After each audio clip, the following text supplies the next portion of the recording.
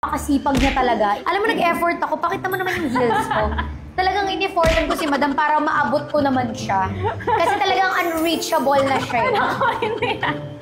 Hindi. Baka maraming umutang sa kanya. Huwag naman. My name is Christine Andaya from Of course. Beauty. I know you. Kasama natin si Miss Kiray ngayon.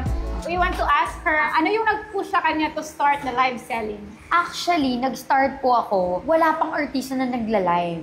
Noong una, medyo hesitant ako kasi nga sa pagiging artista, sa mga eksena, madaldal ako. Pero minutes lang yun. Sabi sa akin sa live, 3 hours straight, tapos bawal daw dull moments, kahit mga 5 seconds na delay. Madaldal ako pero parang kaya ko ba to? Hindi naman ako nagbebenta. Pero ang galing nyo nga eh. Parang paano ko makakaya na hindi ko mabore ang mga taong nanonood sa akin, hindi sila aalis, hindi sila lilipat, habang nagbebenta ako. Sabi ko, sige, try ko. Pag hindi para sa akin, edi hindi para sa akin. So, yung first benta ko na nagulat ako, naka 1 million ako. Wow, bongga.